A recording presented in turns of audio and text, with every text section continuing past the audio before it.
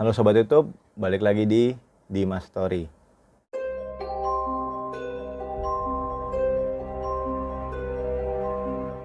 Di kesempatan kali ini gue akan menceritakan tragedi kelam 19 tahun lalu.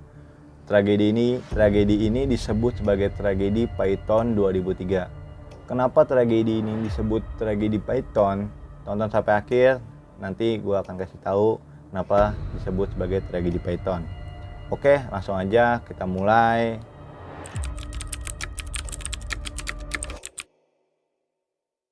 Ya kan, jadi pada tanggal 10 Oktober 2003, salah satu sekolahan di Sleman, Yogyakarta, yakni SMK Yapemda 1 Sleman, ingin mengadakan study tour bertujuan ke Bali menggunakan transportasi bis. Dan bis ini ada 3 unit bis yang masing-masing bis ini berisi 54 hingga 57 orang. Sudah termasuk kernet sama supirnya.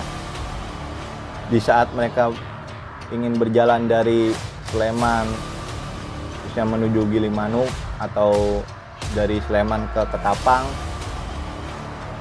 mereka ingin menyeberang ke Gilimanuk, mereka normal-normal aja, mereka lancar, nggak ada kendala, mereka selamat sampai ke Gilimanuk Bali. Dan di saat sampai di Bali mereka normal, mereka have fun segala macam, mereka melakukan study tour secara normal ya. Gimana? Yang biasa, yang dulu pernah study tour pasti tahu lah ya kan, aktivitas normal, have fun segala macam karena kalian jalan-jalan. Dan beberapa hari kemudian mereka selesai study tour, mereka ingin pulang lagi ke Sleman. Mereka sudah melaksanakan study tour selama beberapa hari. Di saat dari Bali ingin menuju ke Pelabuhan Gilimanuk, bis 3 yang mengangkut 55 orang itu terjadi kendala, yakni bis 3 ini mengalami pecah kaca depan. Entah kenapa, entah dia menabrak apa, tapi di bis 3 ini tidak ada korban jiwa sama sekali. Alhasil bis 3 ini melanjutkan perjalanan dengan bis 2 dan bis 1. Dan tiba-tiba bis 3 menelpon bis 1. Bis 1 bingung kan kenapa. Ternyata bis 3 ini mengalami trouble lagi, yakni dia menabrak kabel listrik yang ada di jalan. Tapi itu hanya kendala yang ringan menurut bis 3. Akhirnya mereka berangkat lagi menuju Gilimanuk, ingin menyeberang ke Ketapang, mereka normal nyeberang ke Ketapang. Dan di saat sampai di Pelabuhan Ketapang, bis 3 ini menginfokan kepada bis 2 dan bis 1 untuk turun duluan. Kenapa bis 3 ini menyuruh turun duluan? Karena bis 3 mengalami kendala kembali. Alhasil bis 2 dan bis 1 ini menunggu di pelabuhan, udah turun dari kapal, dan bis 3 ini masih di kapal memperbaiki bisnya. Dan beberapa jam kemudian bis 3 ini normal kembali, alhasil mereka turun. Dan bis 2 dan bis 1 ini menyuruh bis 3 untuk di tengah. Karena kenapa? Karena mereka mewanti-wanti untuk bis 3 ini agar kalau ada trouble lagi bisa terpantau dengan bis 2 dan bis 1. Mereka keluar dari Pelabuhan Ketapang, normal jalan semua bertiga ini, bis 1 di depan, bis 2 di tengah, bis 3 di tengah dan bis 2 di belakang. Sesampainya di Jalan Raya Surabaya Banyuwangi, tepatnya di Banyuluyur, Situbondo, bis 2 ini dari arah Ketapang ingin ke Sleman, normal jalan. Dan dari arah berlawanan bis 2 ini ada sebuah truk tangki yang entah bermuatan minyak atau BBM, intinya truk ini bermuatan yang banyak gitu dan gampang meledak. Dan bis 2 ini jalan normal, dan tiba-tiba dari arah berlawanan truk tangki ini menyalip salah satu mobil yang ada di depan truk ini. Di saat dia menyalip sebuah mobil, dia tidak sempat untuk ambil setir lagi ke kiri. Alhasil truk ini menabrak bagian depan bis 2 hingga mengalami kecelakaan.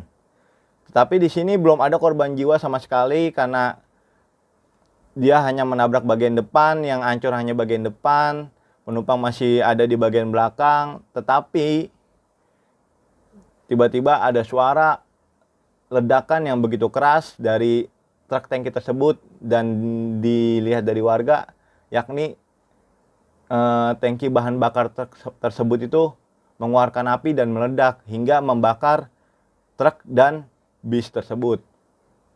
Dari 55 orang ini, bis 2 ya kan, yang berisi guru, murid, supir dan kernet, ini berlari arah belakang bis untuk menyelamatkan diri dan membuka pintu darurat. Tetapi dari arah belakang itu ada truk lagi menghantam atau menabrak bagian belakang bis hingga pintu darurat dan pintu belakang bis itu tidak bisa dibuka sama sekali karena hancur.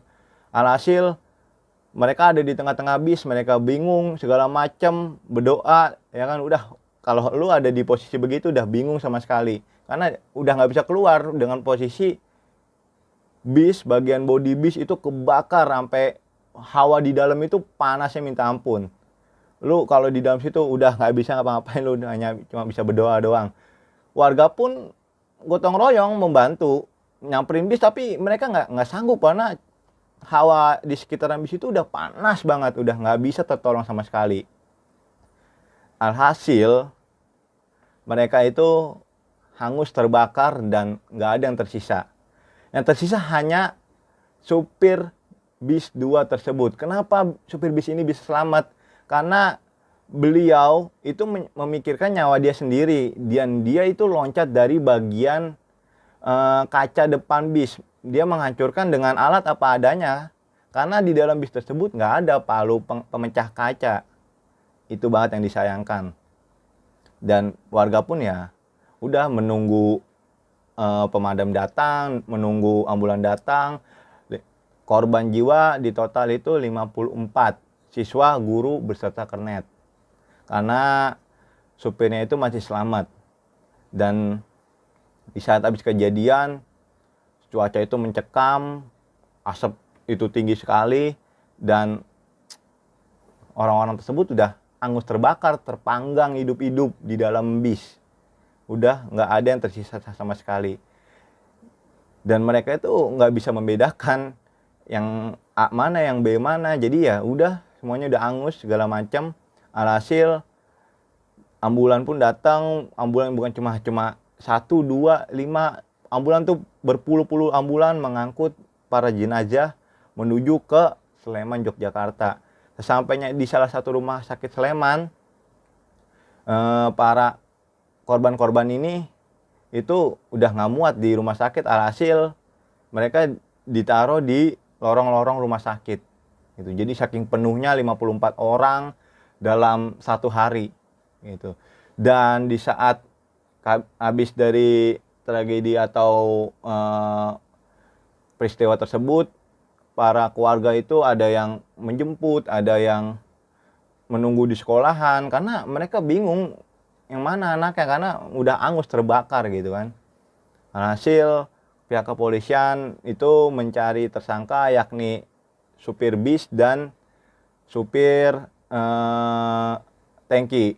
Karena siapa lagi yang salah, karena kan nggak ada lagi, karena para korban itu juga udah nggak ada yang bisa diberi keterangan. Hasil polisi menangkap supir bus dan supir truk tersebut. Polisi pun menanyakan nih ke supir truk tersebut, kenapa gitu kan, kok bisa sampai kejadian separah ini gitu kan. Bahkan di tahun tersebut kejadian Python ini itu kejadian yang terparah di tahun tersebut. Dan supir truk ini ya mengakui lah kesalahan dia. Dia itu niat untuk menyalip mobil di depannya gitu. Karena di jalan raya Surabaya Banyuwangi tersebut kan jalanannya berliku-liku, terusnya juga naik turun.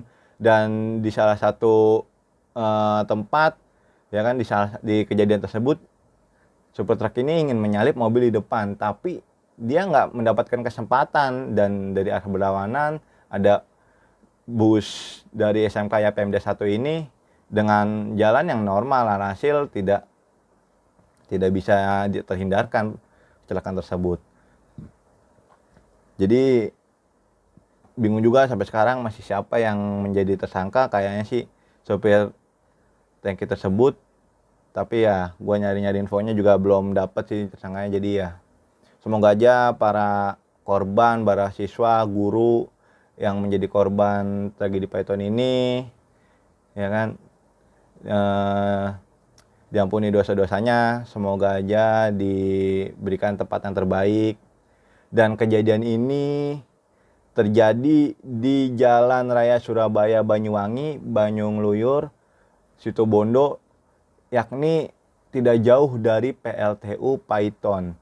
Jadi kenapa tragedi ini disebut sebagai tragedi Python? Karena nggak jauh dari tempat kejadian tersebut ada sebuah PLTU yang bernama PLTU Python. Jadi udah jelas kenapa tragedi ini disebut sebagai tragedi Python. Dan semoga aja para korban diberikan tempat yang terbaik di sisi, ya kan.